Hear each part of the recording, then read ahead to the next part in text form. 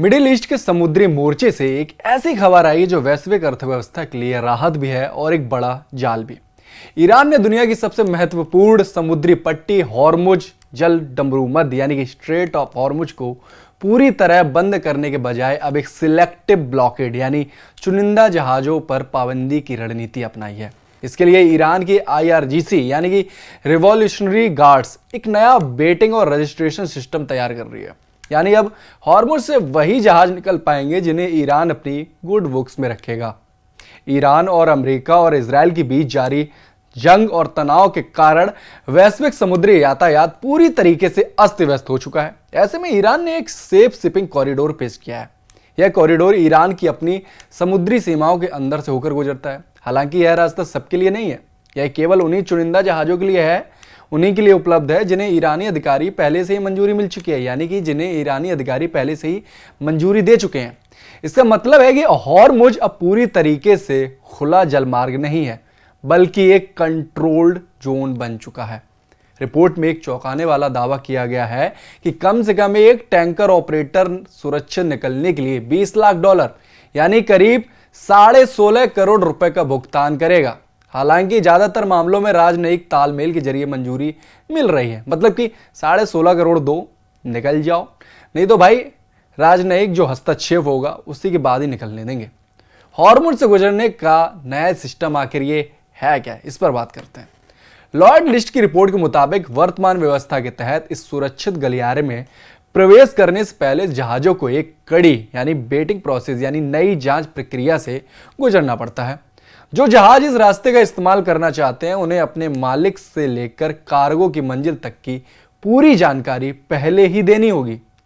Report के मुताबिक भारत, चीन, पाकिस्तान, इराक और मलेशिया जैसे देश सीधे तेहरान के संपर्क में है, कांटेक्ट में है, ताकि उनके जहाजों को सुरक्षित रास्ता मिल सके।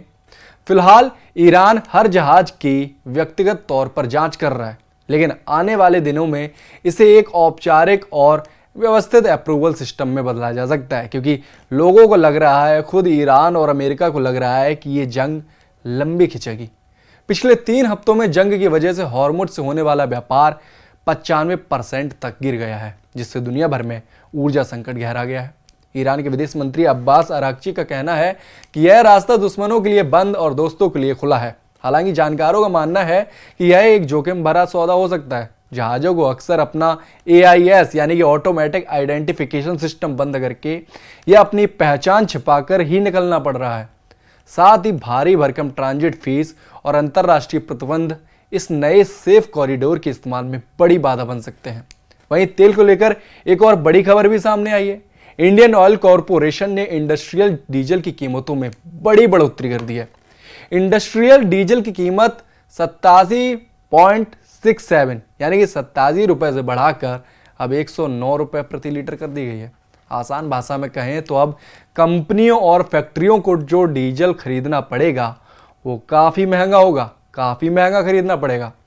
इंडस्ट्रियल डीजल और नॉर्मल यानी कि ऑटोमेटेड डीजल में सबसे बड़ा फर्क उनके इस्तेमाल, क्वालिटी और नियमों का होता है। इंडस्ट्रियल डीजल फैक्ट्रियों, जनरेटर, बॉयलर और भारी भरकम मशीनों में इस्तेमाल होता है, जबकि नॉर्मल डीजल गाड़ियों जैसे कार, ट्रक और बसों के लिए बनाया जाता है।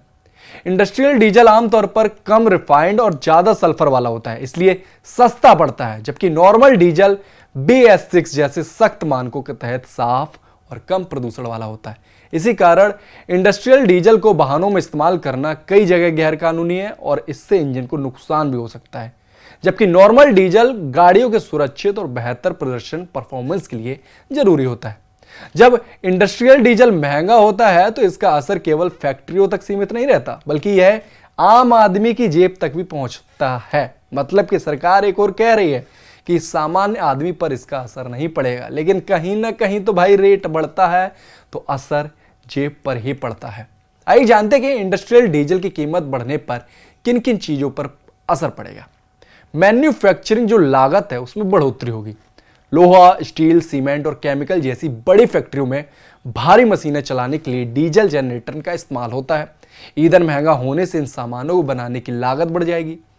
दूसरा, बिजली की बढ़त बढ़ेगी, यानी कि बिजली की कीमत बढ़ेगी। कई हाउसिंग सोसाइटियां और अस्पताल बिजली कटने पर बड़े डीजल जनरेटर का इस्तेमाल करते हैं। इंडस्ट्रियल रेट पर डीजल खरीदने के कारण अब बैकअप बिजली के लिए मेंटेनेंस चार्ज बढ़ सकता है। तीसरा है इंफ्रास्ट्रक्चर और कंस्ट्रक्शन।